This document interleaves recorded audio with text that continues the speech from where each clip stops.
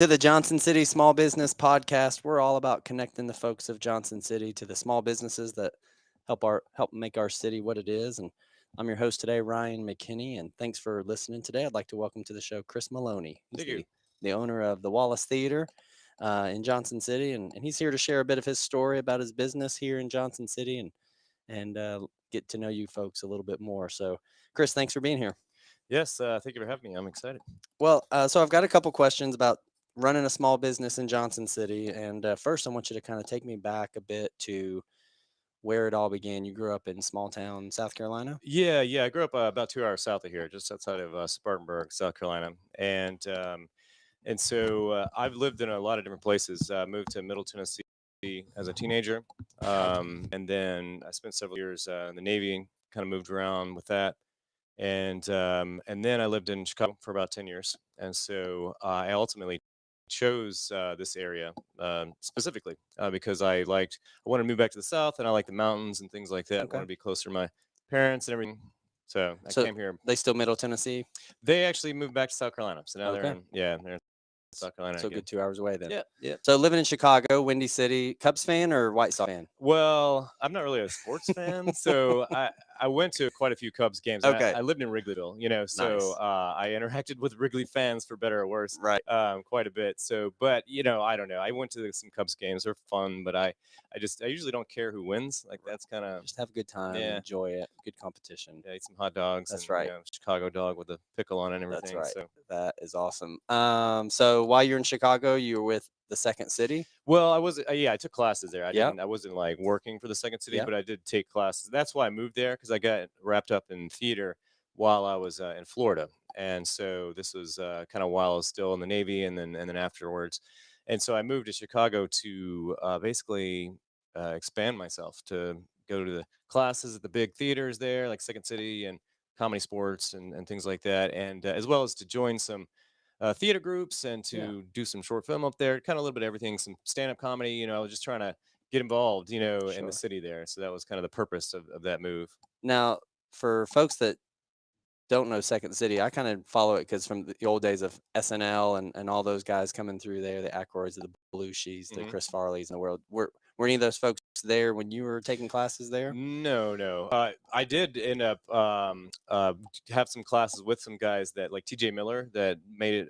Since moved to LA and are Yeah. now working actor out there. So I have Cool. seen that That's neat. before my very eyes, Yeah. that transition. And so, but no, Chris Farley was not in class that day. So, um, but yeah, Second City, they had SCTV and a lot of the Saturday Night Live cast and everything. They would come from Second City and stuff Right. like that, as well as Improv Olympic. That was another big one there. Okay. So Chris Farley did classes at Improv Olympic as well, and Cool. so yeah. So from there, you get your degree before you did Actually, my acting classes? degree has nothing to do. Yeah, I ended up getting a degree in nuclear Yeah, I science. saw that Yeah, and so from Thomas Edison. yeah, that was the Navy. They had a partnership with the Navy, and so I already had some college, and I took classes while I was in and a little bit out. So that was yes, the degree. Because I actually left the acting field. The economy crashed. The nine sort of ended that for me, Yeah. and so I had to reinvent myself, and I got into software. And Okay. so that was when I sort of finished that degree to try to get a job in that field. So I ended up doing software marketing for over a decade. Okay. So yeah, basically ever since then. And then that brought you here to Johnson City, or your Well, theater work actually, brought you here? neither. I just I could live anywhere because I Yep. work remote, and I was working remote before it was cool, and so I have worked remote since 2013, and so I could have worked anywhere, and I just was literally made the choice like where am I going to move, and I drove around the country, and looked at different places and stuff, and a lot of different cities in the Appalachian area, and I just chose here. I like the downtown, I like the nightlife. I wanted to live near downtown and stuff, and so that was what made me make the choice. But I had zero entering back into theater. That's what's odd about this is that didn't happen until I got here and was trying to figure out, all right, how am I going to plug in? Because I also Sure. wanted to get into real estate because I was in real estate in Chicago, and so I wanted to. If I decided if I liked it here, I was going to start looking for something to purchase. and that building was for sale. And so as soon as I started looking, I was like, oh, I was like, it's a theater, Right. and then simultaneously some friends I had made here started talking to me about wanting to do improv theater, and that was like my specialty. That was my, Okay. and so I was best at that. And I was like, oh, I was like, this is so weird. Like people are talking about it, and then I'm finding this building, and so it just all kind of came together, and one thing led to another. So that's sort of That is great. yeah. So tell folks a little bit about the history. You said you found the building Mhm. and you started ripping off the cover and Yeah, yeah. So I had a whole different name in mind for the okay. building, for the theater, and so but then once we started the renovations, I knew I wanted to get rid of the awning, and so I expected to just find brick back there, Yeah. and so but when it came down, it was an old retro sign from the 50s, Wallace's, Yeah. and so we were all just kind of beside ourselves. We had no idea what that was, Right. or knew nothing about it. I'd never been told about it, and so because I knew the building had been a variety of things, but Sure. that was it was so obviously so old, that Mhm. it predated everything I had heard about. And so I had to make calls. I called ATSU. I called the public library here, and they were able to dig up some old directories and saw it was a shoe store back in the 50s. Okay. Was when it was set up. And if you see pictures of Johnson City back then, it is Yeah. stunning. Like it looks like Manhattan here. Right. Bumper to bumper, like stores and just crazy, Yeah. fanfare. And so it was back then. It Yeah. was from that era. And it had such an impact on me. I was like, oh, so it just like the decision was suddenly made for me to call it the Wallace Theater. Okay. I love that story. And so tell folks a little bit about what you're doing at the Wallace Theater. So I'm basically trying to do what I'm best at there. I'm trying to present the things that I know best, and that also just happens to be what no one's really doing here Yeah. very much. So like, there's a lot of music. Obviously, there's Yeah. live music everywhere, but you don't see a lot of improv theater. Like I knew there was some groups, but no one was really kind of doing it. Like I don't know, like at a high level, I guess. And so I wanted to offer that because I knew it was um, my specialty. I knew I could put a show and a really good cast, and so that was kind of number one was improv, and then also I have a background in other types of comedy, like stand up comedy and music and sketch writing, things like that. So that's the second show that I've added in.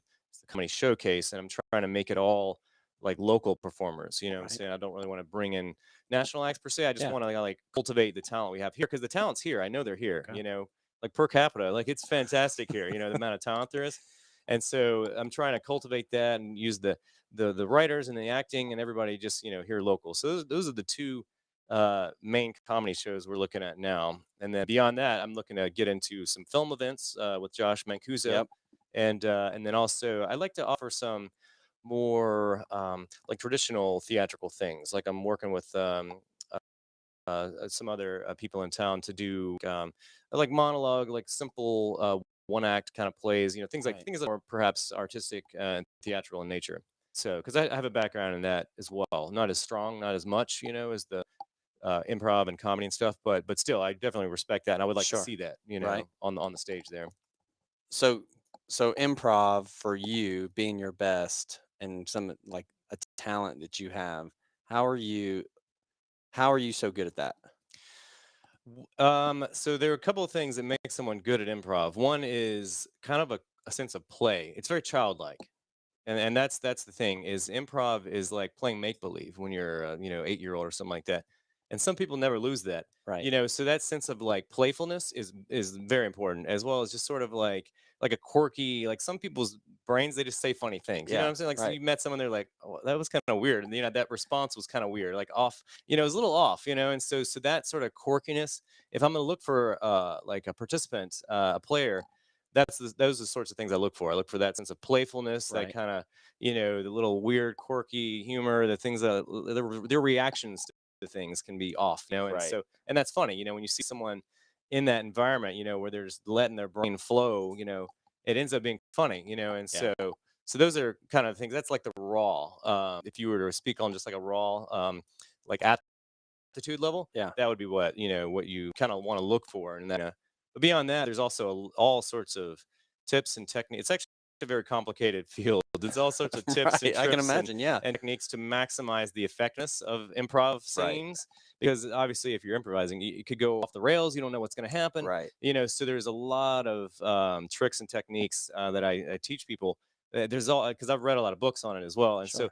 I try to relay all that information. And what you're trying to do basically is try to maximize the chance of it being a enjoyable scene. You know what I'm Right. saying, and not being boring or dull Of or course. or like you don't want the audience like scratching their head, like looking at each other, like Right. like what is even happening right now.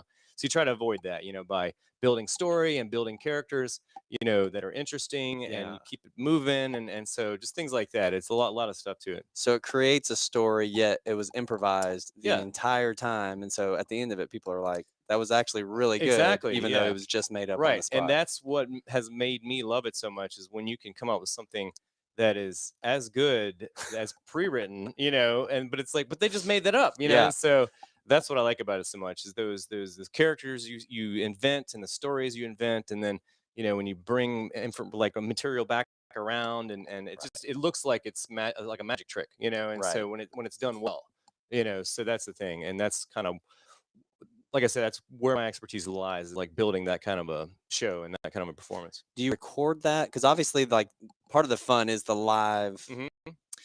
action, I guess, of Yeah. sports and theater and music and all that. But then I think it'd almost be fun to go back and be like, oh my goodness, that was just brilliant. Yeah. And, do you record those or share Yeah. those or? Not so I do record a lot of them. I Yeah. don't really share them because it's one of those things where you have to be there. Like Yeah, it doesn't exactly. really capture it very well. Right. It does if you like, for instance, Whose Lines Anyway or something like that, or Yes. like the so there's another long form show on YouTube, and with Upright Citizens Brigade, and they have a lot of cameras, right? They have Okay. all sorts of camera Right. angles, and they get right up in there, and they get really good studio sound. Yeah. So if you can do all that, then yes, it could be Gotcha. like a product, but I don't have all that, you know what I'm Sure. saying? So we're doing Right. a live show, so I don't, we're there for the audience that's there, and Right. so That's great. I do record it, but I don't share it because it's like if you watch it, you'd be like, I don't get it, Yeah. like so. Right. So yeah, but I record it just for like historical value, Yeah. I just to love that. capture it and stuff like that. Right. And so now, I'm assuming there's shows going on, right? Mhm. And every other Tuesday is what you're saying? Well, second Saturday of every month is Second the Saturday. improv show. So June 12th is the Okay. next one. And then the fourth Saturday, I've got the comedy showcase. So that'll be June 26th. That's the new show. And that's a lineup of stand up comics, some sketch comedy. Sketch comedy is like Saturday Night Live, it's like Okay. scenes, and those scenes actually get written from improv. So the way that works is you will be doing an improv scene with your crew, and then something will happen, like a certain like relationship or a storyline will get developed, and you're like, wait, that's really good. If you wrote that, We if you could actually make took it, that yeah, you could into flesh a that out a sketch. bit. Yeah, you could flesh it out a bit and kind of, time it out, a little bit better. And so you take something that was improvised, and then you write something out of it. So that's actually how Saturday Night Live would make a lot of their material. Second City, their shows, their main stage shows, that's how they write them, is just doing improv, Okay. and then they build the show from that. And they'll make it like things will be culturally relevant. Like they'll be like, let's do a scene about COVID, Right. and so Yeah. they'll just kind of start acting and talking about masks or talking about vaccine and stuff, and then you end up with a sketch, like some pre-written material, Right. based on just improvising, so That's so so cool. anyway, that show will be a little bit of that too. Okay. So what's your vision for the Wallace Theater? Well, basically, I mean, um, that's basically what I just ran by you a minute ago is Mhm. probably what I'm looking at, like just comedy shows, film, Yeah. and something a little more theatrical, like artistic. And so, Right. and then beyond that, I'm open to special events. Like for instance, we had the Founders Forge in there the other day. They had their event, so stuff like that, as well as I had a recital there, Center Stage. That's a actor studio around the corner. They Okay. had a children's recital there. So the four things I'll probably put forward are what I just Mhm. mentioned, and then I'll allow other people who have other things they want to put on there. I want to have that too. Want to be able to Some host, shows. yeah, other stuff, Yeah. meetings and shows, and just things like that. So I'm also open to private events. Like if a company wanted to have their Christmas party with an improv show at the theater, I'd be Okay. open to that. So just kind of things like that. I'm kind of, yeah, it's kind of open. So Or an awards banquet. sure, yeah, Cool. absolutely. Awesome. So, um, w- you said there's not a lot of opportunity for one live theater, sketch comedy, improv. How have you been able to kind of get that foothold and start to create that here in our town, create that community and bring people to come out to shows? Well, it actually wasn't that difficult to get the audience out. I started the show in late 2019 and before the shutdown, and Hmm. so we started getting audiences like right away. And Yeah. so I think everyone knows what it is. Yeah. Even though most people who come to the show have never actually seen one live Right. before, they've just seen a little bit on TV. Maybe they've been to a bigger city, maybe saw a group in Atlanta or something. But yeah, most people have never seen it, and I actually make jokes about that usually. At the beginning of the show, I'm like, you guys have no idea what's about to happen to you, and so anyway, that's I don't know. Like people started talking. It was just I don't know. It was just sort of it just kind of came together very quickly. The audience members, and That's then great.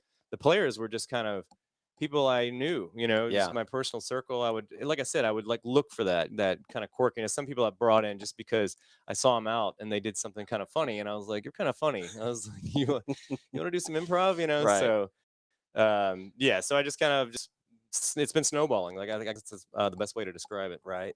Says something about you and the to me the sense of humor that you would have to have a bunch of friends connected to you to be like, yeah, I like your sense of humor. I like your kind of little quirkiness, that kind of a thing. So hmm so what's trending in the world of improv, sketch comedy, um, theater? Well, I got to tell you, it's what I'm seeing now is everyone's like comedy is a tough industry right now, Yeah. like on the national stage.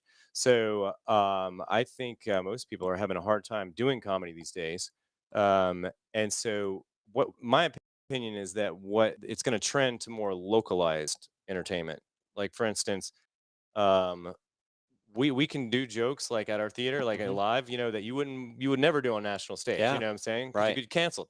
And so I think that maybe what is happening is that people are going to start kind of looking more local for their entertainment. And so, but I'm just sort of speculating here. I don't know, but that's what I'm seeing. I'm seeing, you know, people are really enjoying our shows because we're doing things you wouldn't do on Yeah. TV. Right. So, not that it's bad, but it's like, we're kind of push the envelope a little, and Yep. so I think people will start looking more local for their live entertainment. So So Jamie McCamus, if you're listening over down there at Boomtown, laugh local. I think it's the next shirt that he's going to make. So yeah, yeah, for you, totally. have it in your gift shop. Um, well, Chris, that just about wraps up our time together here today. We really just appreciate you being here on the Johnson City Small Business Podcast. I'd like to thank you for investing your time with us and our listeners as well. Where can people go to find you on social media?